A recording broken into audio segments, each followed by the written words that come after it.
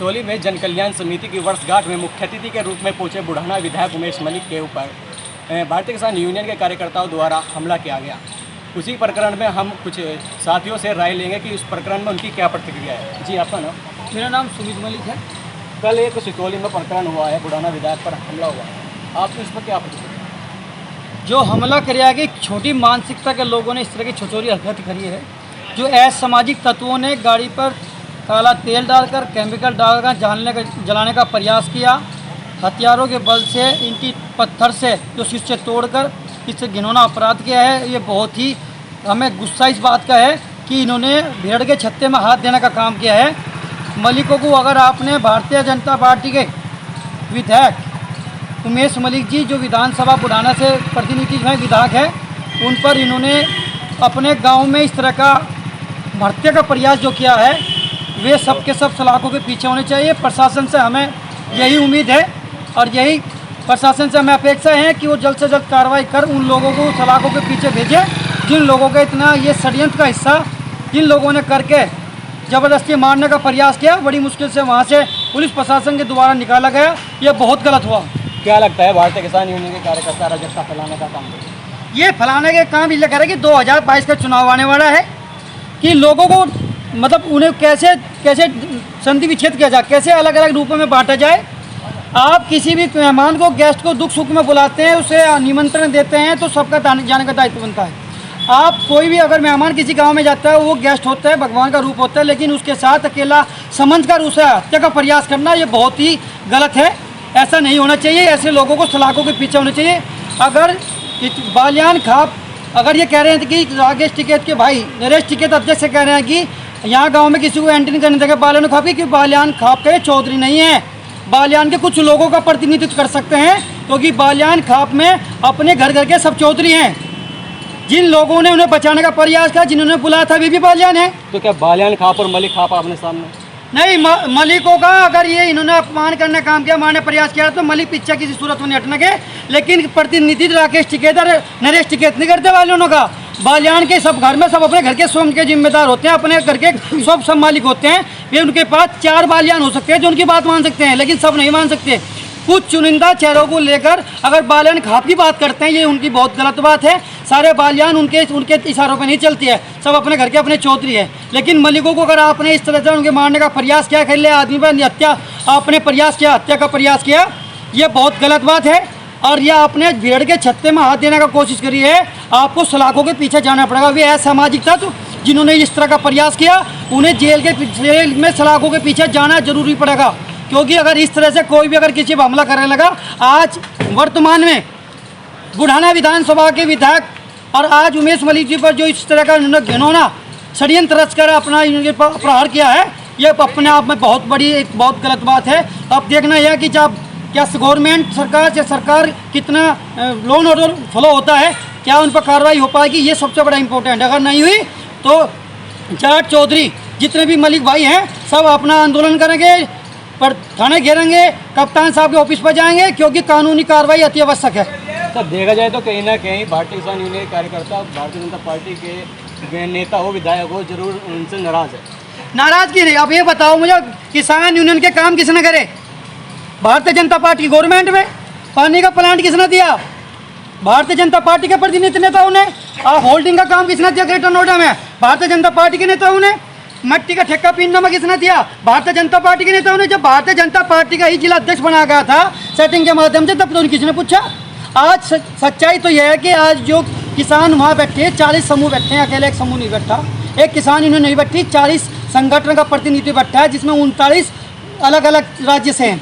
आज सबका वो समायोजित है कि स्थान है, वो किसान के मुद्दे अलग हो सकते हैं, लेकिन आप किसी को व्यक्तिगत प्रहार करना, उस पर जान से लेना, हमला करना, ये किसी का संविधान में लागू नहीं है कि आप किसी की इच्छा की भावना से षड्यंत्र का हिस्सा बना के और फिर उसकी गारंटी कार्ड लेते हैं। गारंटी कार्ड किसान यूनियन के राष्ट्रीय अध्यक्ष कहते हैं कि जेल में जो जाएगा तो सबसे पहले मैं जाऊंगा, तो इसका मतलब किसान यूनियन के अध्यक्ष ने ही जानबूझ के षड्यंत्र रचा मारने का प्रयास किया। राजनीति की जा रही है। ये राजनीति अपने 2022 का चुनाव किस प्रकार किसान यूनियन लड़ने का प्लेटफॉर्म ढूंढ रही है, कैसे दंगा भड़का जाए, कैसे जातिवाद को आपस में बांटा जाए, कैसे बालियान को और मलिकों को बांटा जाए। लेकिन ये कुछ आदमी के कहने से बालियान मलिक नहीं बन सकते। बालियान अपने परिवार के, अपने घर के जिम्मेदार लोग अलग मलिक वागो, अगर आपने इस तरह का उनके साथ किया तो मलिक आज सब किसान जितने भी आज किसान हो, मलिक हो, जाट हो, जितने भी छत्तीस बिरादरी हो, सब आज उमेश मलिक जी के साथ खड़े हैं, इनकी दुख की घड़ी में साथ खड़े हैं, क्योंकि इनके साथ जो अत्याचार हुआ वो किसी सूरत में बर्दाश्त नहीं किया जाएगा। तो माना जाए 2022 में होने वाले विधानसभा चुनाव में जो है माहौल बिगाड़ने का काम किया जा रहा है इनके द्वारा। ये षड्यंत्र का हिस्सा है। ये माहौल इसलिए बनाया जा रहा है कि हमें कैसे प्लेटफार्म पर वोट मिलेगी। पहले पूर्व में क्या मिली थी सब कुछ चिट्ठा पता। आगे ये षड्यंत्र, अगर आपको आपस में लोगों को जान मारने का, इस तरह से एक दूसरे की ईर्ष्या की भावना पैदा करने का अगर काम किया है, ये बहुत बड़ा, ये 2013 के दंगे से भी घातक हो सका, क्योंकि इस तरह से जो षड्यंत्र रचा जा रहा है। घर पे बुला के और उस गांव में जिन लोगों ने बुलाया था उनके साथ भी मारपीट करी गई। वे बालियान थे, तो बालियान को कैसे कहते हैं कि बालियान और मलिक की बात है। बात यह है कि कुछ असामाजिक तत्वों जिन्होंने किसान यूनियन के प्लेटफार्म पर यह काम किया है और उनके अध्यक्ष इस चीज़ पर गवाही दे रहे हैं कि मैं जेल में पहले जाऊंगा, इसका मतलब सब कुछ षड्यंत्र उनके द्वारा रचा गया है। जब 12 घंटे से ज़्यादा मुकदमा दर्ज हो गए हैं कि गिरफ्तारी नहीं हो पाई, क्या प्रशासन का किसी उसके ऊपर कुछ दबाव बना? प्रशासन की कुछ रूपरेखा किस प्रकार होगी, ये सब एक सोचने का विषय प्रशासन प्रणाली का है। हम लोग तो अपेक्षा कर सकते हैं प्रशासन से, लॉ एंड ऑर्डर कितना सख्त है कितना नहीं, वो तो अब देखने को मिल रहा है। क्या सरकार के ही प्रतिनिधित्व के साथ पर हुए जानलेवा हमले पर गवर्नमेंट क्यों बैकफुट पे है, ये सबसे बड़ा चिंतन का विषय है। अगर आप एक सामान्य आदमी के साथ घटना घटती है और आज एक प्रतिनिधि के साथ घटना घटती है तो कितना डिफरेंस आज दिखने को मिल रहा है, ये आप भली भांति जानते हैं। लेकिन लॉ एंड ऑर्डर को सख्त होना पड़ेगा, उनकी गिरफ्तारी करनी पड़ेगी। आने वाले भविष्य में कभी भी किसी को जो बुढ़ाना विधानसभा का प्रतिनिधि है, जो वहाँ से वोट जीत के आज विधायक बने हैं, तो आज ऐसी घटना उस क्षेत्र में क्यों बनी, ऐसा क्यों पैदा हुई, ये सब एक षड्यंत्र का हिस्सा है। तो माना जाए तो कुछ इसमें भारतीय जनता पार्टी के जो विधायक के साथ हमला हुआ है, भारतीय किसान यूनियन कार्यकर्ताओं के साथ और कुछ पार्टी भी शामिल है। देखो ये तो एक आप मैं बताऊँ, कभी कुछ पूर्व में चुनाव हुए, एक ये तो प्लेटफॉर्म बैकफुट का होता है। बैकफुट का पीछे का बार होता है, सामने पर्दा किसी को होगा तो पीछे बहुत सारी शक्तियाँ लगी होती है, क्योंकि चाहती है कि 2022 के चुनाव से पहले हम किस प्लेटफॉर्म पर क्या षड्यंत्र रचे, क्यों सरकार हमारी अगर सुनवाई करे। देखो किसान के मुद्दे 3 कानून अलग है। कानून को मनवाना अलग चीज़ है, अपनी मांग रखना अलग चीज़ है, धरना प्रदर्शन करना अलग चीज़ है। आप किसी पर टिप्पणी कर सकते हैं, काले झंडे से विरोध कर सकते हैं, वो सब जायज चलता है क्योंकि स्वतंत्र अधिकार है सबको ऐसी प्रणाली में। लेकिन किसी पर जानलेवा हमला करना एक षड्यंत्र का हिस्सा है। जान माल की सुरक्षा अति आवश्यक है। अगर लॉ एंड ऑर्डर फॉलो होगा, अगर तो ये कानूनी कार्रवाई अगर निश्चित रूप से होगी तो आने वाले भविष्य में कभी किसी को कोई प्रहार नहीं कर सकता। क्या सलाह देना चाहोगे हमलावरों को? हमलावर को कहेगी नसीहत ये चीज़ को सीखो कि आपके घर पे कोई मेहमान, आपके गांव में मेहमान आते हैं, दुश्मन भी आते हैं, उसको आदमी सम्मान करते हैं। तो जीवन में भविष्य में कभी अगर आप किसी कहीं जाते हैं तो शायद आपके साथ अगर ये घटना घटे तो तब आप क्या महसूस करोगे। आप अपने घरवान में जागना चाहिए कि क्या किसी के कहने से, फूंक मारने से आपने गलत कदम उठाया तो उन्हें भुगतना भी पड़ेगा। जी हमारे साथ कुछ लेडीज भी मौजूद हैं, इनसे पूछेंगे। जी आपका नाम? मेरा नाम सुनीता मलिक है। जी सिसोली में एक प्रकरण हुआ है, बुढ़ाना विधायक के गाड़ियों को काला तेल डाला गया, उन पर जानलेवा हमला भी हुआ है, क्या इसमें आप कहना चाहते हैं? मेरा कहना तो यही है, जब विधायक जी सबके प्रतिनिधि हैं, वे वहाँ गांव में बुलाए गए, बुला कर उनके ऊपर हमला किया, ये सब सोची समझी साजिश है। ये एक जाटों को काटा जा रहा है जो पार्टी से, ऐसी बात नहीं, पार्टी सब पे काम कर रही है।